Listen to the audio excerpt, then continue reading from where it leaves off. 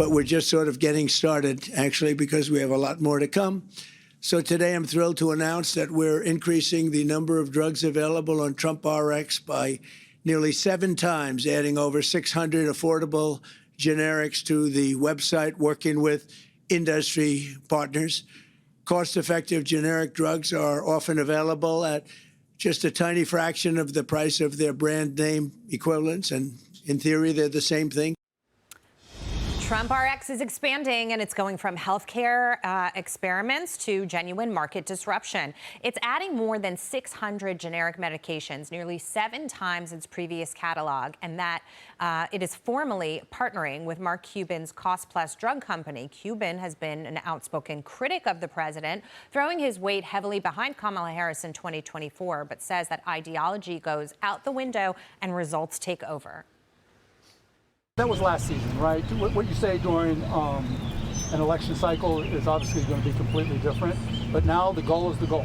The goal is to reduce the cost of health care, and we're 100% aligned. We love people. We love our country. He's got a good company, and he's going to do a lot of business with this. And Mark wanted to be a part of it.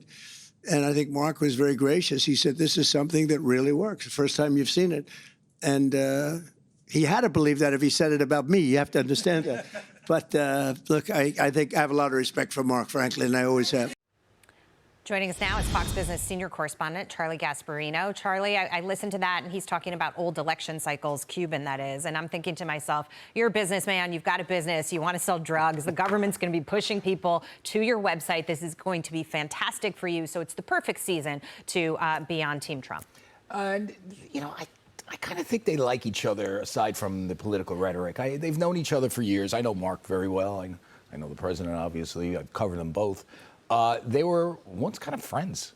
You know, I guess then, politics got involved, and he went heavily into Kamala Harris. Although I do think, in many ways, he regrets, being part of the, being part of that, because the Democratic Party that he envisions, and it's not just him, it's people like Anthony Scaramucci and others, is not what you're seeing now with Mondami and, the far left progressive. So I think it's an easy transition for him to make amends with Trump, particularly over this, particularly when it's a win-win for him.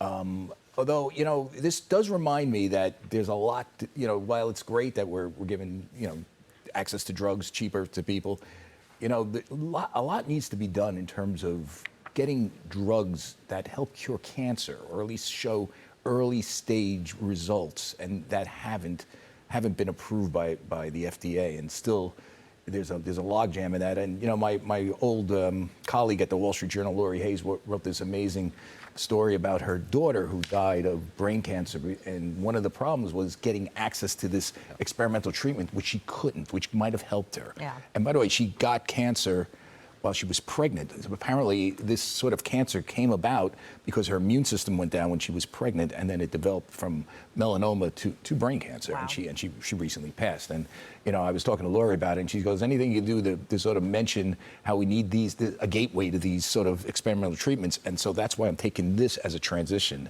to that. Okay, fair enough. I was wondering and did some trying to sort of understand how they're doing this. We've talked before on this show about how the president has shined a light on the fact that in other countries with socialized medicine, they negotiate with the pharmaceutical companies lower prices, and then we pay higher prices here. And the president is trying to level the playing field by negotiating with the manufacturers. So what TrumpRx does is it gets the discount through those negotiations, which also means that they're probably, there was a huge margin there, Lou, for the pharmaceutical company, and they're going to get squeezed a little bit more, but they might be selling more medication as a result of it. It might kind of balance out. And of course, Trump has told these other nations, you need to pay your fair share and pay more. Yeah, no, look, I think it's a smart play by the president to really bring down drug costs. You're talking about 90% of prescriptions in the U.S. are generic, so if he can add to that list. My thing, though, is that you're only talking about $65 billion worth of savings over the decade. So you have a structural problem in healthcare and drug delivery and availability. If you look at the price of healthcare that's gone up, it's anywhere from 150 to 280% since 2000 because of runaway costs. I mean, to your point, this is not going to impact the important discoveries that are being made in cancer because the margins are so high, even in generics, right? They've been off patent, so there's not any royalties you have to pay. But these cancer drugs or the autoimmune drugs that are out there earning, or the the GLP-1s, that's earning the margin for these pharmaceutical companies to keep expanding. So again, I think this is a good step in the right direction by the president, but it's not going to make a meaningful impact on the structural problems in healthcare. Oh, yes, that's true. I mean, I it's agree just, with that. it's not, and like Mark Cuban, like I believe, to your point, I've followed him enough on X. He's very passionate about this. Yeah. So I don't think it's just a political pivot. It's a nice, convenient business win, but. Yeah, and I was going to say that to you, Dagan. This fixes part of one problem, part of it, but it doesn't by any means cover the entire spectrum of. It doesn't. I find Mark Cuban highly irritating. I don't know him. He's a nice guy, but yeah, he can be. I mean, I know. can be too. It's the fullest. I'm just nice but irritating. And you will attest to that, right? But I'm being blunt. Like I find him, like I've seen him in the wild. Yeah. And I find him highly irritating, but I liked the fact that he was with the president. Yeah.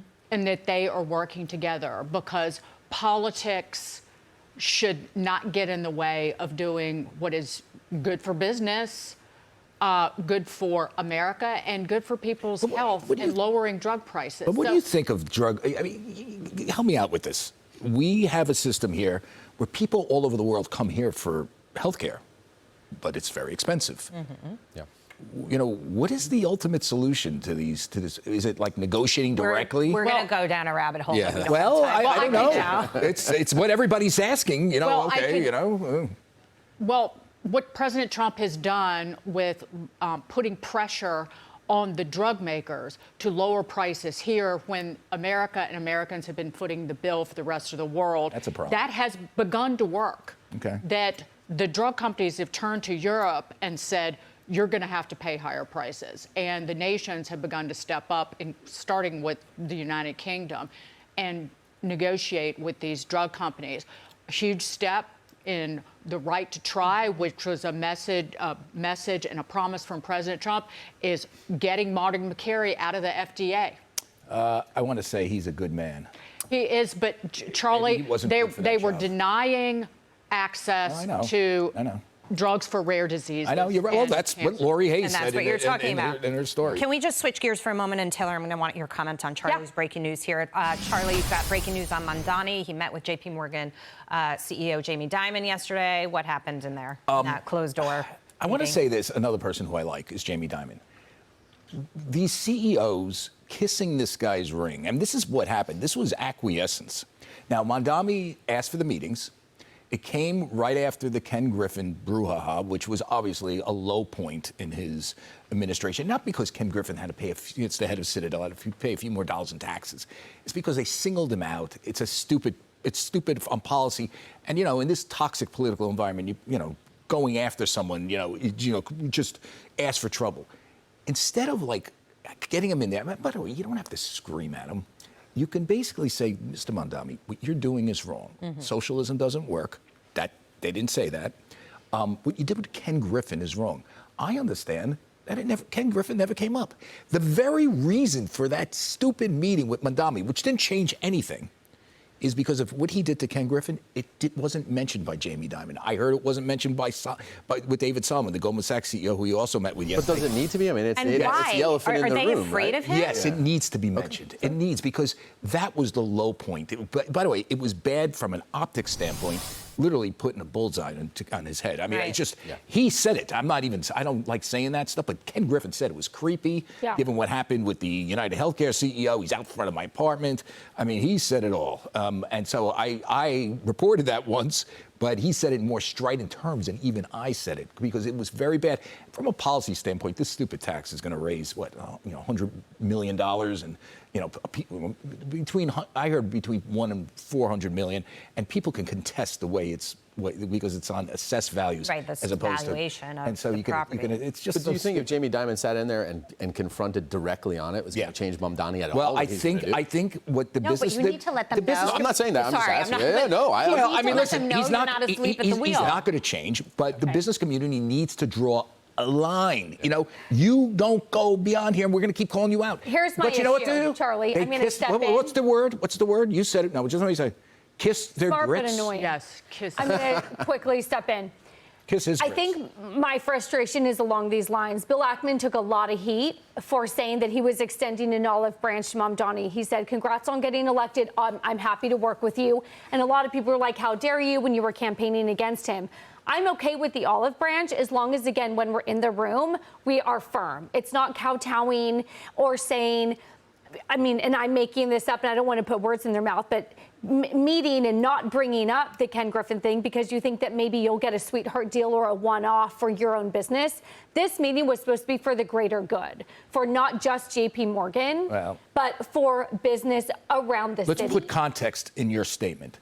The context of Bill Ackman was before he's done all this crazy stuff, and really some of his sort of But some of his rhetoric is vile. I admire business leaders for saying, I'm happy to meet with you great. and talk, but when you do that, then you have I to guarantee, stand your ground. knowing Bill Ackman, if it was now that he met with him, it would be a different conversation because that's how Bill is. That's how Dan Loeb would be. That's how Ken Griffin won't even take his call. Yeah, right. At least so far, for all I know, he took it today. But do you see what I'm saying? That predated what he's doing, the vile rhetoric. I see his social media page, the stuff about, with his wife and, with some of the stuff that she supported in the past. And not just that. The thing he did with Griffin was outrageous and stupid and just reckless. Griffin said frightening. That was the word. Yeah, I mean, it was just creepy. He said creepy, too. Creepy. Because it was. Because some guy standing in front of your apartment saying that. A few blocks away from where the CEO of United Healthcare was murdered. Ken Griffin has daughters. Suppose, he gets confronted. These people do go to these guys' houses, by the way. But so does Jamie Dimon. He Yeah, but should know when he walks in that room what he's dealing with and stand up for business all over this city. But she should have said it. And, but maybe part of my vitriol here is that I've covered this for so many years, and this is the same thing. They did this with de Blasio. These guys have power, economic power, yet they refuse to use it, and the city gets worse every time they refuse to use it. Well, because between Solomon and Jamie Dimon, they've moved people in droves out of the state. Yeah, they just still keep have moving them out, and they their don't say buildings here. It's the silent hollowing out. I mean, it's capital moves first. They don't wait for a referendum or a vote. What did these CEOs say to the employees who they forced to live here under these conditions? Yeah, take the subway. Well.